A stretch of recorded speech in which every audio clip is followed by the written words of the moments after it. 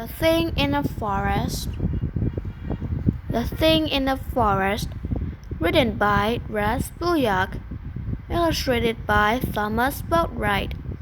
Focus question: how does the author's choice of words help us understand how the character is feeling in the story? Everything is white, brighter than anything I've ever seen.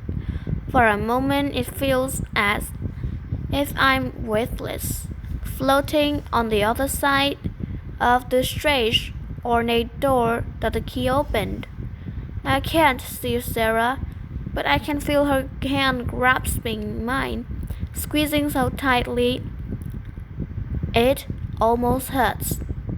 Then I see air begins to thunder in my ears, and I know we are falling, accelerating too fast for safety. I can barely catch my breath, and the wind stings my eyes. Sarah's gasp is stronger now, almost desperate as the wind grips us around. A gust rips us in opposite directions, and in an instant Sarah's hand is gone. I begin to fail, blindly grasping for Sarah, but the air flips me, twists me, and I'm utterly lost. It takes me cries and flings them into the nothingness around. Then everything goes dark. I open my eyes to see the branches over my head.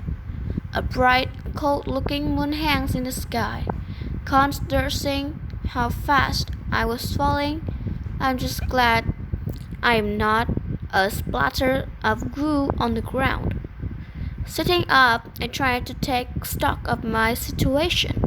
With the surrounding trees, chill air, and dead leaves crunching over my body, I could easily be back in a hollow, but somehow I know I'm not.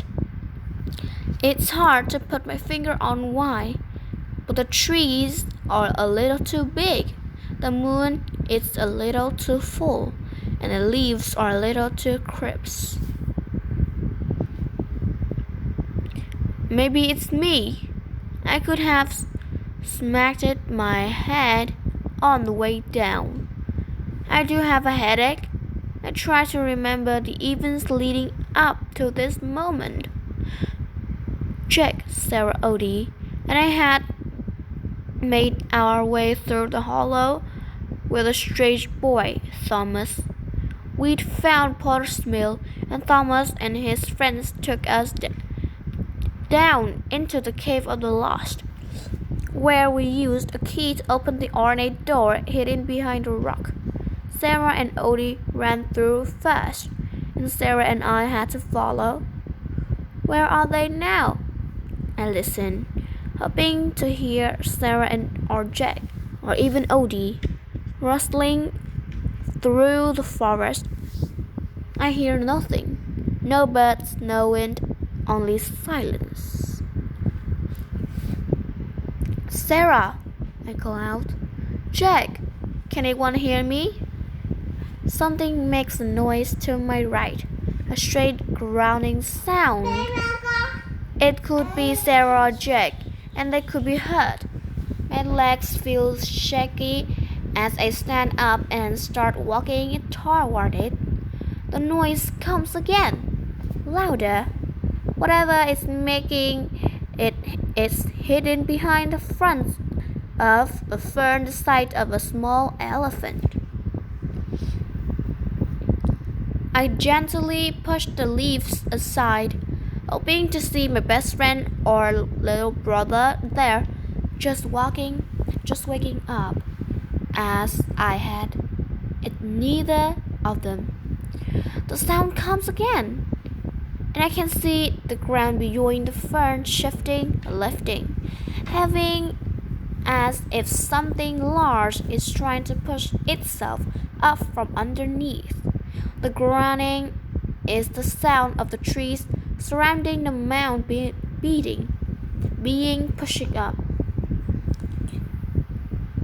A loud crack shatters at the silence as a huge root finally snaps and butters out from the ground, showering me at a clods of dark, wet soil, and I watch, frozen by a mixture of fear and curiosity. The ground heaves again, and from the loose dirt exposed by the broken root, something begins to snake out. It's dark and wet. It's like a large worm. As more of it begins to slither from the earth, I realize it's not a worm. It's a tentacle covered with menacing looking suckers, each surrounded by rows of small, sharp teeth. Fear finally overpowers curiosity, and I run fast. Branches scratch my skin and pull at my clothes as I weave between the trees and through the underbrush. Whatever it is must have finally freed itself from the ground, as I can hear the thing crushing through the forest behind me. With the quick glances backward, I see more tentacles shooting out of the darkness and grasping trees as the creature pulls itself in the chase. It sounds huge. I scrambled under a fallen tree and vaulted over a shrub. Then, in an attempt to lose the thing, I take a hard left, almost losing my footing in the soft ground. It doesn't work. The creature shifts direction faster than me. It's right on my heels. My heart pounds in my chest.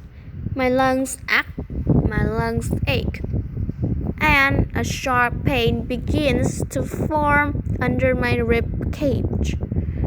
I don't know how much longer I can sprint, but the horror of the thing behind me drives me forward. Suddenly, I can see the edge of the forest, like a massive black wall rushing toward me. Maybe the tentacled thing wouldn't be able to follow me without trees to pull it along, or maybe it would be faster up on open ground. I don't have a choice. I have to risk it. I try to pick up speed through my legs, feeling as if they're on fire now. I'm almost to the edge of the trees, so I put my head down and push harder. In a fortuitous moment, happen to see that the soiled ground ends at the sharp edge of a steep cliff, mere steps away. I don't have time to run, and I can't stop. I see another of the mammoth ferns out of the corner of my eye. I reach out for one of the huge fronds and make contact. My hand closes around the front as my legs run out of the ground. The front is strong, and the momentum of my running actually grips me around of the side. I peek down and see no ground, just a sea of clouds far below, turned gray by the moonlight. I land hard and roll into a sapling as the creature wings itself around the forest and realizes too late that it has nothing else to grasp.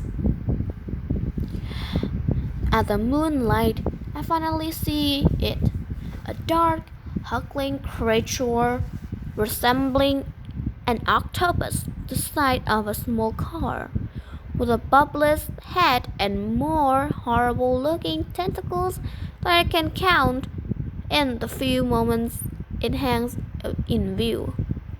Wood creaks as the last tentacles try to hold onto the trees, but the creature's bulk is too great. His tentacles fail, trying to grasp anything. One latches onto my painted leg.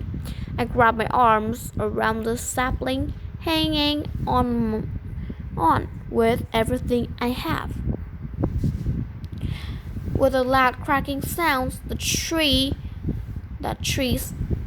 creators is holding give away. For a moment, I think it will take me over the cliff with it, but I feel the fabric of my pants tear it in one sudden jerk. The thing fell silently. I crawled to the edge of the cliff in time to see it disappear into a puff of clouds. I leaned back, sitting on my heels, trying to catch my ragged breath. My hands shake, and I feel as if I might cry. I'd never been so frightened in all my life. Before me stretches a sea of great clouds, disappearing into the darkness beyond. Behind me, the forest swings slightly. More of those octopus creatures could be lurking beneath the ground, or perhaps worse things are waiting for me. Two things become clear in this moment. I'm alone, and this isn't the hollow. Where am I? And where are Jake? And where are Sarah and Jake? Glossary. The thing in the forest. Connections.